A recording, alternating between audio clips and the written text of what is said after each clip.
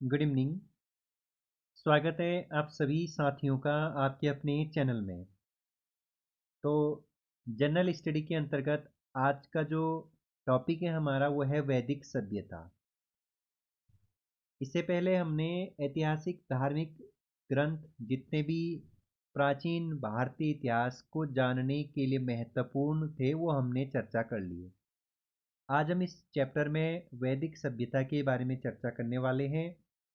वैदिक सभ्यता को वैदिक संस्कृति नाम से भी जानी जाती है। आप सबसे पहले इसे याद रखिएगा, वैदिक संस्कृति नाम से भी। ठीक है। जब हमने इससे पहले सिंधु सभ्यता को पूरा किया, मतलब पूरा पढ़ा, सिंधु सभ्यता के बाद का जीवन, क्योंकि हमें वेदों के माध्यम से पता चलता है। किसके माध्यम से पता चलता है? वेदों के माध्यम से पता चलता है। इसीलिए इस सभ्यता को वैदिक संस्कृति सभ्यता भी या वैदिक संस्कृति नाम से पुकारा जाता है। ठीक है। और आप लोगों को बता देता हूं कि इस संस्कृति का जो संस्थापक माना जाता है, या इस जो संस्थापक या इस संस्कृति या इस सभ्यता को की जो संस्थापक माना जाता है वो आर्यों को माना जाता है। किसे माना जाता है? आर्यों को। इसीलिए दोस्तों इस संस्कृति को आर्य संस्कृति भी कहते हैं। इसीलिए इस संस्कृति को किस नाम से भी जाना जाता है? आर्य संस्कृति नाम से। और इसीलिए यह एक कैसी संस्कृति थी? ग्रामीण संस्कृति। इससे पहले आप मेरे साथ सिंधु सभ्यता एक नगरीय सभ्यता थी उसके बारे में चर्चा कर चुके हैं। अब वैदिक सभ्यता एक कैसी सभ्यता थी? तो ये एक ग्रामीण सभ्यता थी। इसीलिए ग्रामीण संस्कृति सभ्यता या ग्रामीण संस्कृति नाम से भी इस सभ्यता को जाना जाता है। अब नेक्स्ट अगर हम आगे चर्चा करें तो वैदिक सभ्यता एक ग्रामीण सभ्यता थी जिसे दो भागों में बांटा गया। यानी वैदिक काल को दो भागों में बांटा गया या विभाजित किया गया, एक ऋग्वैदिक और एक उत्तर वैदिक काल। तो बताइए वैदिक सभ्यता को कितने भागों में बांटा गया? दो, ऋग्वैदिक काल व उत्तर वैदिक काल।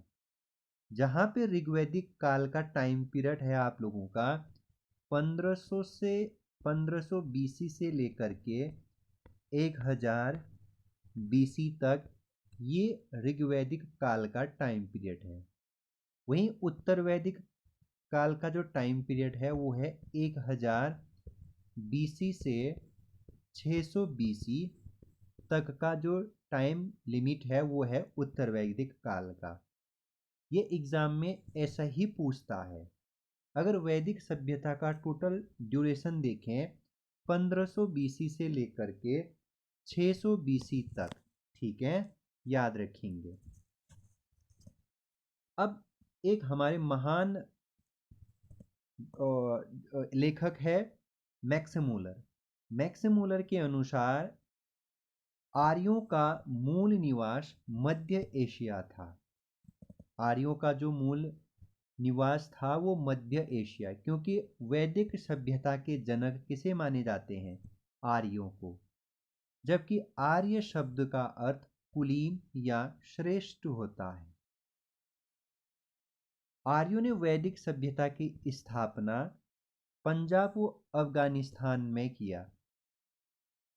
कहाँ किया? सर्वप्रथम पंजाब व अफगानिस्तान में। ठीक है, इस वाले रीजन में, इस वाले से ये जो पश्चिम भारत का ये पाकिस्तान, अफगानिस्तान और पंजाब वाला रीजन है ना, इस वाले क्षेत्र में याद रखेंगे। बाद में ये लोग जब उत्तर वैदिक काल का समय जब आया ना, ये लोग गंगा यमुना यहाँ तक पहुँच गए थे, बिहार तक पहुँच गए थे। गंगा यमुना का पूरा क्षेत्र उत्तर प्रदेश तक फैल गए थे।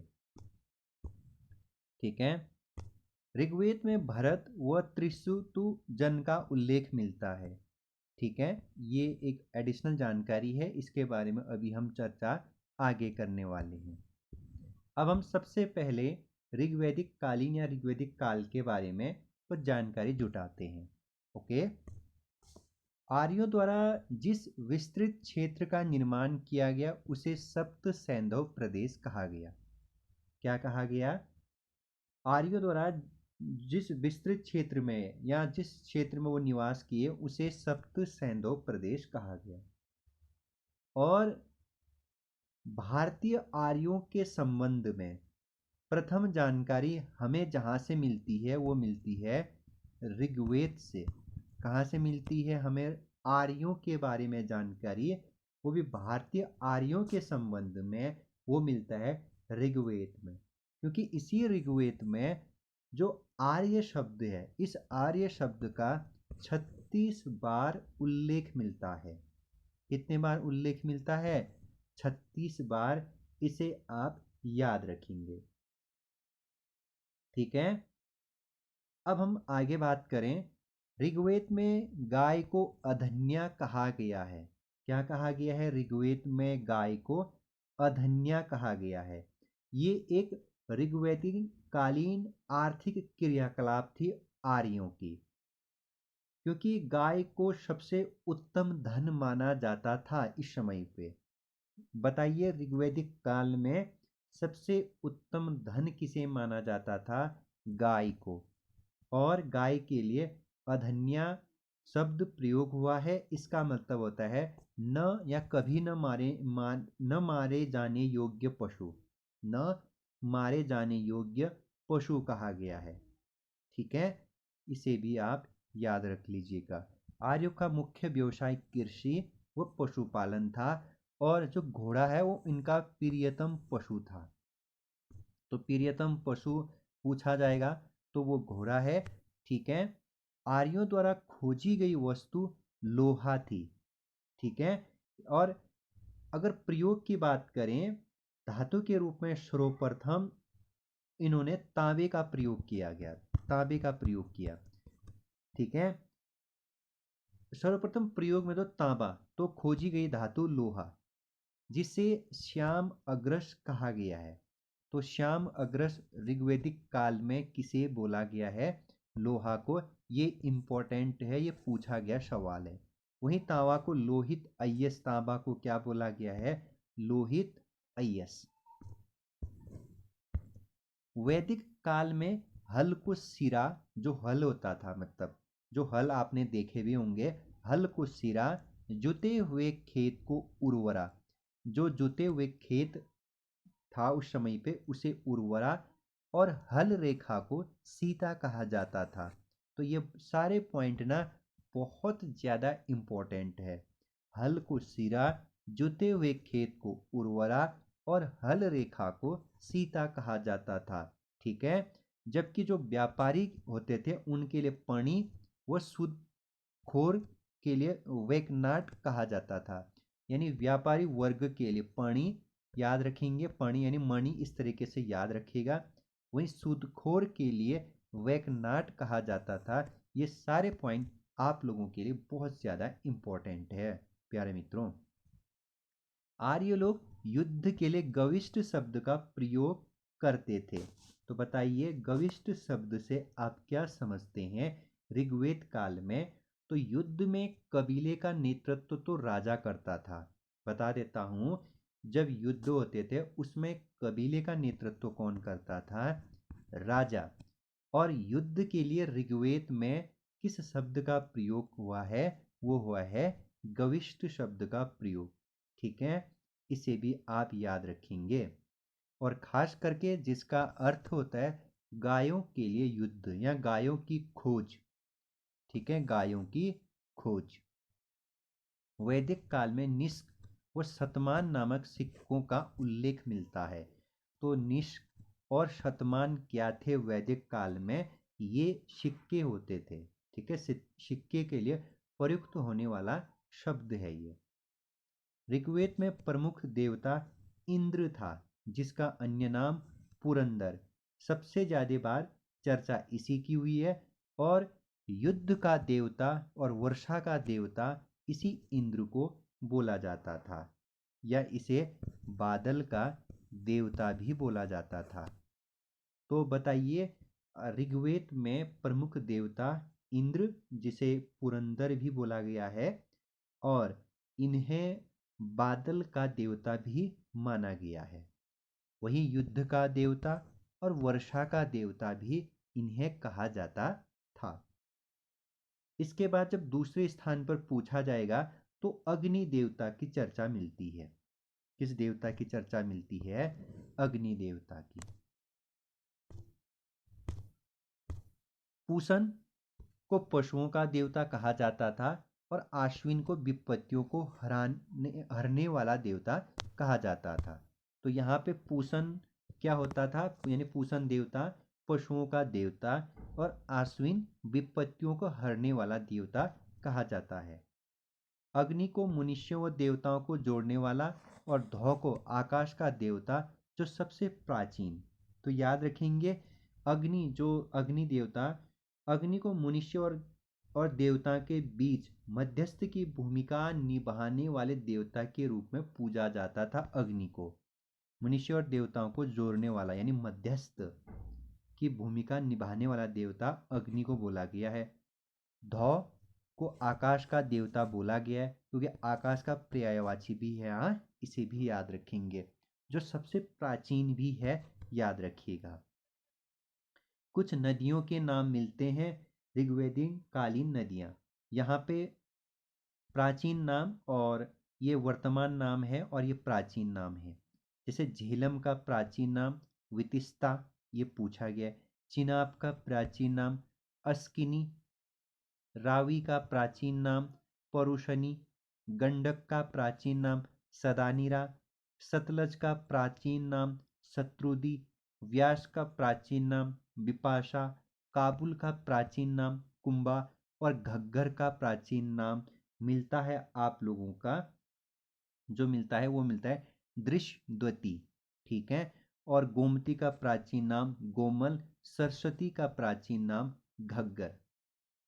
तो ये तो यहाँ पे ना सबसे ज्यादा व्यास पूछा जा चुका सवाल है, सतलज भी पूछा जा चुका सवाल है, गोमती भी पूछा जा चुका सवाल है और काबुल भी। तो अगर फिर से बता देता हूँ, झेलम बितिस्ता, चिनाब अस्किनी, रावी परुषणी, गंडक सदानीरा, सतलज शत्रुदी, व्यास विपाशा, काबुल कुंभा, गग्गर दृश्य। इतना भी याद रखेंगे तो चल जाएगा। गोमती, गोमल, सरस्वती, गग्गर, घग्गर सॉरी। ठीक है। तो ये आप लोगों को याद रखना है। ठीक है। अब हम थोड़ा सा आगे जाते हैं और वैदिक समाज के बारे में चर्चा करते हैं। किसके बारे में? वैदिक कालीन समाज या सामाजिक व्यवस्था के बारे में। ठीक है। अब ऋग्वेद के 10वें मंडल में जब आपको ऋग्वेद पढ़ा रहा था, वहां पे 10वें मंडल में वर्ण का उल्लेख मिलता है। ठीक है। किसका उल्लेख मिलता है? वर्ण शब्द का। ठीक है। लेकिन ऋग्वेद में आर्यों के लिए द्वित शब्द का प्रयोग हुआ था। आर्यों के लिए किस शब्द का प्रयोग मिलता है ऋग्वेद में? तो द्वित शब्द का प्रयोग हुआ, जिसका अर्थ है दो बार जन्मा। आर्य समाज वर्ण के आधार पर विभक्त न होकर कर्म के आधार पर विभक्त था। अब आप कहोगे सर आपने तो अभी ऋग्वेद की चर्चा की थी, 10वें मंडल में पुरुष सूक्त में चतुर्वर्ण का उल्लेख है, यानी जो 4 वर्ण है उसका उल्लेख है ऋग्वेद के 10वें मंडल में। और आप बता रहे हैं वैदिक समाज में कि आर्य समाज वर्ण के आधार पर विभक्त न होकर के कर्म के आधार पर विभक्त था। अरे उत्तर वैदिक काल में ना जो समाज विभक्त था वो था 4 वर्णों में विभक्त था उत्तर वैदिक काल में। अभी हम ऋग्वैदिक काल पढ़ रहे हैं। ऋग्वैदिक कालीन जो समाज जो विभक्त था वो कर्म के आधार पर था, ना कि वर्ण के आधार पर। Is that clear? वैदिक काल में आजीवन अविवाहित रहने वाली स्त्री के लिए अमाजु शब्द का प्रयोग हुआ है। Very important. ऋग्वैदिक कालीन समाज में आजीवन अविवाहित रहने वाली स्त्री के लिए किस शब्द का प्रयोग मिलता है? अमाजु शब्द का प्रयोग मिलता है। अब कुछ महत्वपूर्ण विदुषी महिलाओं के नाम आप लोगों को याद रखने होंगे। ठीक है, ऋग्वेद में मिलता है कुछ विदुषी महिलाओं का नाम, जहाँ पे एक आपको यहाँ पे लिख रहा हूँ मैं, लोप मुद्रा या लोपा मुद्रा, ये पूछे गए यहाँ। दूसरा है घोषा, तीसरा है अपाला, चौथी है विश्ववरा। तो ये पूछे जाते हैं और पूछे भी गए हैं, खास करके अपाला, घोषा और लोपामुद्रा। ठीक, विधवा विवाह की प्रथा नहीं थी, लेकिन पुत्री प्राप्ति के लिए नियोग प्रथा अपना सकती थी। कौन सी प्रथा? नियोग प्रथा। अंतरजातीय विवाह प्रचलन में था, याद रखेंगे। यहाँ पे खास करके ऋग्वैदिक काल में दो विवाह प्रमुखतः प्रचलित थी, एक तो प्रतिलोम विवाह और एक अनुलोम विवाह।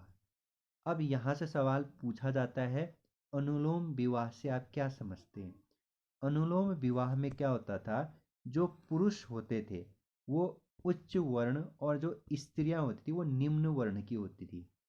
तो अनुलोम विवाह में पुरुष उच्च वर्ण और स्त्री निम्न वर्ण। वहीं जो प्रतिलोम विवाह होते थे वो इसका विपरीत होता था, यानी इसमें स्त्री उच्च वर्ण और पुरुष निम्न वर्ण की होती थी।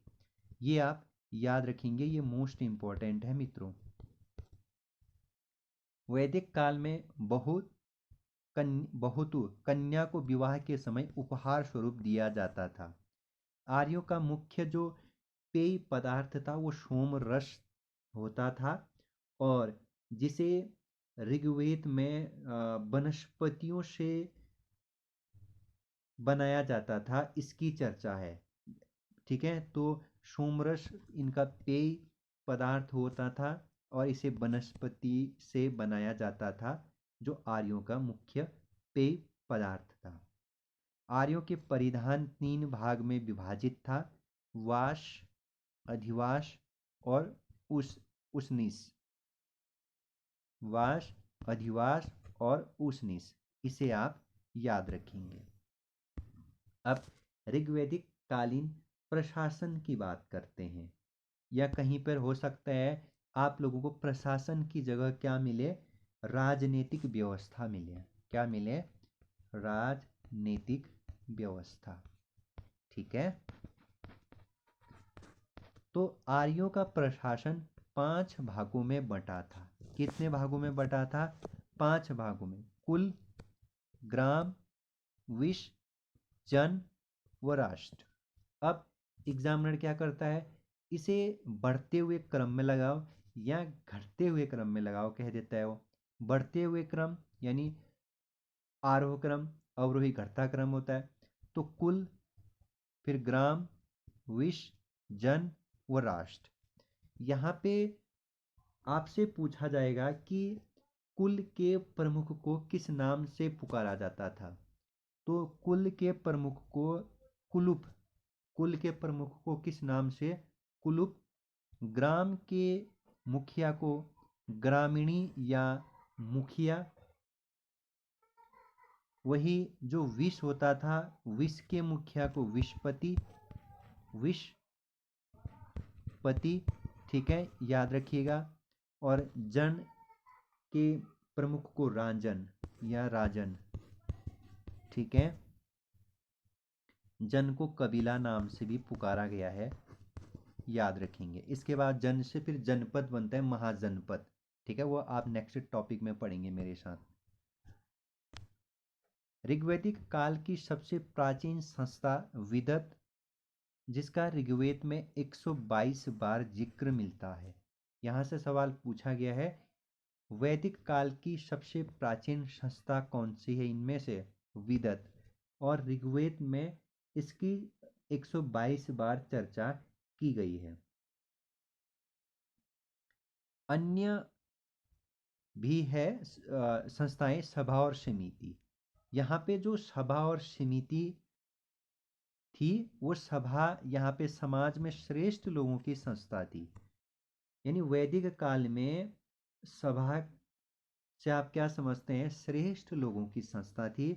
वहीं जबकि समिति जो है वो सामान्य जनता का प्रतिनिधित्व करती थी, यानी समिति जो सामान्य राज्य के लोग हैं उनके लिए उनकी संस्था थी। समिति के प्रमुख को ईशान कहा जाता था।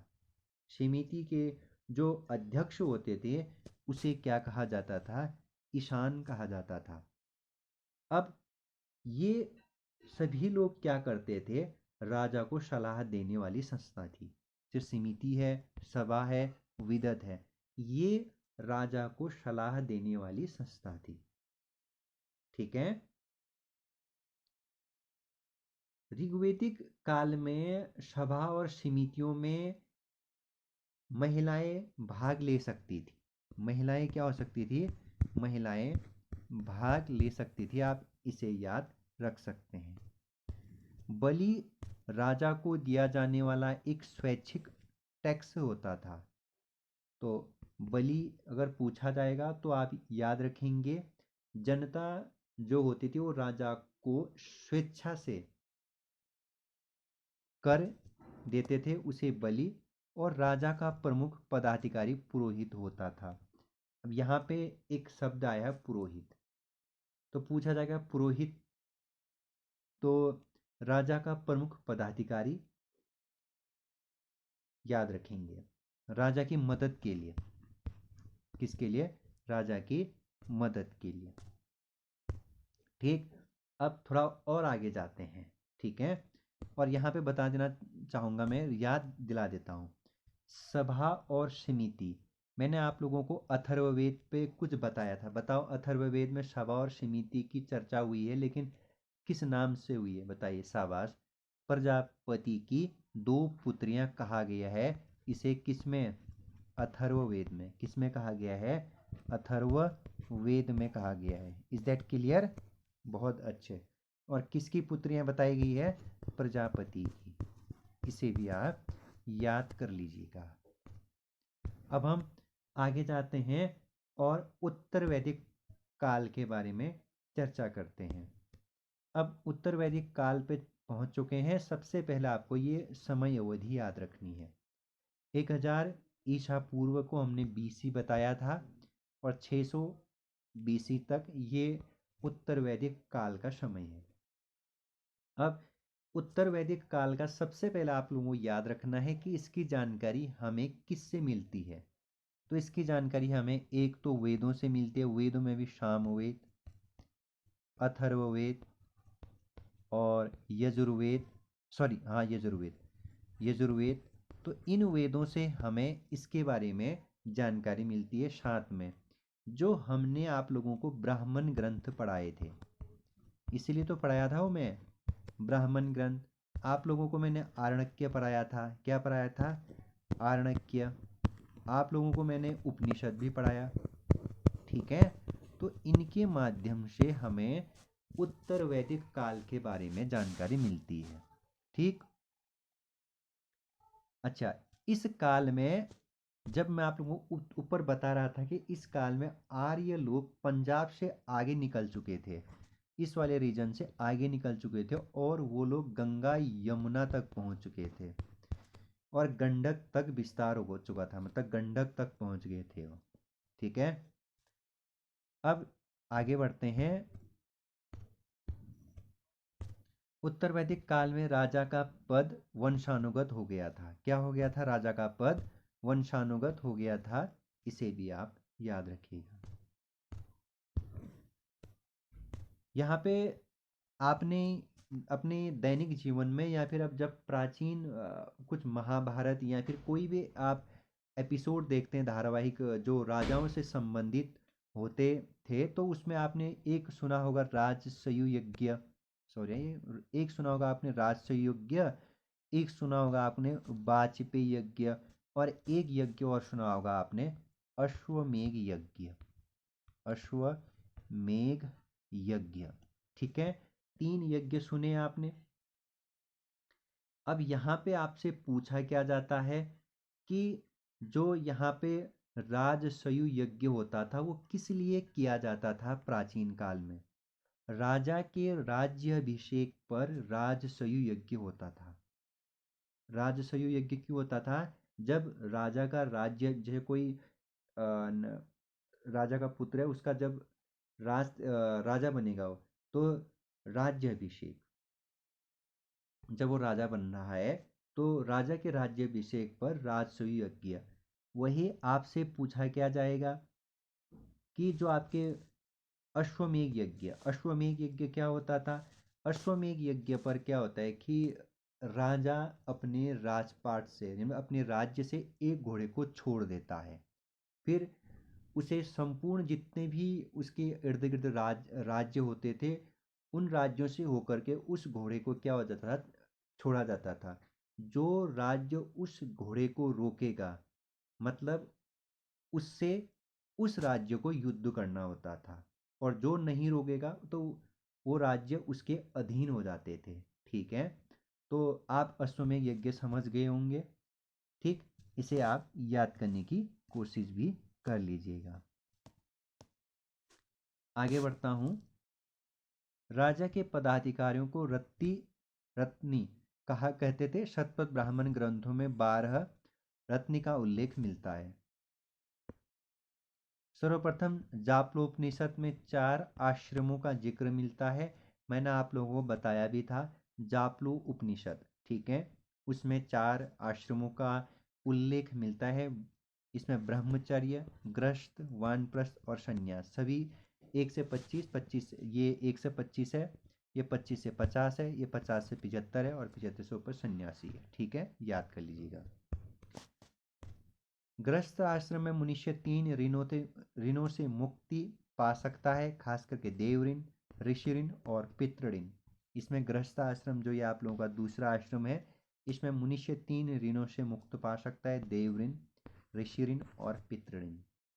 गोत्र नामक संस्था उत्तर वैदिक काल में अस्तित्व में आई। गोत्र गायों को बांधने वाला स्थान से भी इसका मीनिंग निकाला जाता है। यहाँ पे एक महत्वपूर्ण देवता आए हैं, पूषण, शूद्रों के देवता के रूप में प्रसिद्ध हुआ। जबकि जब हम ऋग्वेद काल पढ़ रहे थे, ठीक है, ऋग्वेद काल में पूषण किसके देवता होते थे? पशुओं का देवता था। और उत्तर वैदिक काल में आते आते पूषण शूद्रों के देवता के रूप में प्रसिद्ध हो गए। वहीं उत्तर वैदिक काल में इंद्र के स्थान पर प्रजापति महत्वपूर्ण देवता हो गए। याद रखिएगा, ये इंपॉर्टेंट पॉइंट है। ठीक है, कि उत्तर वैदिक काल में इंद्र के स्थान पर कौन महत्वपूर्ण देवता हो गए? प्रजापति। उत्तर वैदिक काल में पूषण को शूद्रों का देवता और त्रिदेव में ब्रह्मा, विष्णु व महेश का उल्लेख भी मिलता है। कर संग्रह करने वाले अधिकारी को यहाँ पे जो शब्द मिलता है वो भागदूत कहा गया है। ठीक है, और जो अक्षवाप होते थे वो जुए की जांच करने वाले अधिकारी होता है, जो सट्टेबाजी खेलते थे उनके लिए। उत्तर वैदिक काल में कुछ महत्वपूर्ण अनाजों के नाम मिलते हैं। उत्तर वैदिक काल में गेहूं के लिए गोधूम, धान को व्रीहि और जौ को यव कहा जाता था। यहाँ पे ना दोस्तों आप लोग वेरी इंपॉर्टेंट लगा लीजिएगा। ठीक है, उत्तर वैदिक काल में गेहूं को गोधूम, धान को व्रीहि और जौ को यव कहा जाता था। ये बार बार पूछे जाने वाले सवाल है। हिरण्य का मतलब सोना होता था। शमश्रु का मतलब दाढ़ी होता था। कुओं का कवट और नाई का मतलब वत्सा होता था। यहाँ पे सबसे इंपॉर्टेंट शमश्रु का मतलब उत्तर वैदिक काल में दाढ़ी। ठीक, स्मृति ग्रंथों में 16 संस्कारों का उल्लेख मिलता है और मनुस्मृति में 8 प्रकारों के विवाह का उल्लेख मिलता है। तो स्मृति ग्रंथों में कितने संस्कारों का उल्लेख मिलता है? 16। वैसे हिंदू धर्म में कितने संस्कार? 16। मनुस्मृति में कितने प्रकार के विवाहों की चर्चा? 8। मनुस्मृति क्या है? कानून पर लिखी गई किताब है, नियमों कानूनों पर। इसमें से जिसमें ब्रह्म विवाह सर्वश्रेष्ठ माना जाता था। गंधर्व विवाह का मतलब प्रेम विवाह होता था। याद रखेंगे, गंधर्व विवाह से आप क्या समझते हैं? पूछा जाने वाला सवाल है। इसके बाद कुछ महत्वपूर्ण इंपॉर्टेंट फैक्ट आप लोगों को मैं बताता हूँ, ठीक है। महत्वपूर्ण फैक्ट, ठीक है, वैदिक संस्कृति से। एक तो सबसे पहला आप लोगों को याद रखना है कि प्रमुख नदी जो आर्यों की थी वो थी सिंधु, ठीक है। सिंधु आर्यों की सबसे प्रमुख नदी थी, ठीक है, प्रमुख नदी। और वहीं आपसे पूछा क्या जाएगा, दूसरी नदी सरस्वती। दूसरी दूसरी नदी आपसे पूछा जाएगा तो क्या करेंगे, सरस्वती, ठीक है। सरस्वती जिसे नदी तमा नाम भी मिलता है, नदी तमा। और गंगा और यमुना तो है ही है। ऋग्वेद में दुर्गपति यानी दुर्ग की रक्षा करने के लिए दुर्गपति का जिक्र मिलता है। दुर्गपति के लिए पुरुष शब्द मिलता है, पुरुष। वही गुप्तचर, जो गुप्तचर होते थे आर्य में, आर्य समाज में गुप्तचर के लिए स्पष्ट शब्द का प्रयोग मिलता है, ठीक है। और जो अपराधियों को पकड़ने वाला होता था, अपराधियों को पकड़ने वाला अधिकारी, अपराधियों को पकड़ने वाला अधिकारी के लिए एक शब्द मिलता है, वो मिलता है उग्र। उग्र, उग्र नामक अधिकारी का काम क्या था वैदिक समाज में, वो क्या करता था कि जो अपराधी होते थे उनको पकड़ने का कार्य करता था, ठीक है। और एक चर्चा और करता हूँ मैं आप लोगों के साथ, वो है महत्वपूर्ण पॉइंट मैं आप लोगों को बताता हूँ। हल को शीरा कहा जाता था और कृषि भूमि को, हाँ ये इंपॉर्टेंट है, कृषि भूमि के लिए क्या कौन शब्द मिलता है, सीता। सीता कृषि भूमि के लिए, कृषि भूमि के लिए प्रयोग होने वाला शब्द है। और बाकी मैंने कृषि उत्पाद और पशुओं का व्यापार मुख्यतः आर्यों का था इस समय पे, ठीक है। वस्तु विनिमय प्रणाली थी, वस्तु विनिमय, वस्तु विनिमय, विनिमय प्रथा प्रणाली थी, यानी आदान प्रदान। बाकी धार्मिक जीवन पे हमने चर्चा कर लिया है, ठीक। तो ये आप लोगों का जो टॉपिक था वो था वैदिक संस्कृति या वैदिक समाज या वैदिक सभ्यता, ठीक है। वैदिक सभ्यता के बारे में हमने ए टू जेड लगभग जितने भी इम्पोर्टेंट पॉइंट सभ्यता से, इस चैप्टर से जितने भी टॉपिक या सॉरी जितने भी पॉइंट बन सकते थे परीक्षा के दृष्टिकोण से, हमने सब पे चर्चा कर ली है। कल हम महत्वपूर्ण 6ठी सदी ईसा पूर्व के धार्मिक आंदोलन में दो महत्वपूर्ण आंदोलन पढ़ने जा रहे हैं, एक जैन धर्म और एक हम बौद्ध धर्म, ठीक है। इसमें भी सबसे महत्वपूर्ण हुए तो बहुत सारे, लेकिन हमने जैन और बौद्ध धर्म के बारे में ही पढ़ना है। तो फिर नेक्स्ट चैप्टर में हम इसे कवर करेंगे, फिर महाजनपद के बारे में प्रवेश करेंगे, ठीक है। तब तक बाय बाय, अपना ख्याल रखिएगा। इसकी PDF आप लोगों को टेलीग्राम में दिया जाता है।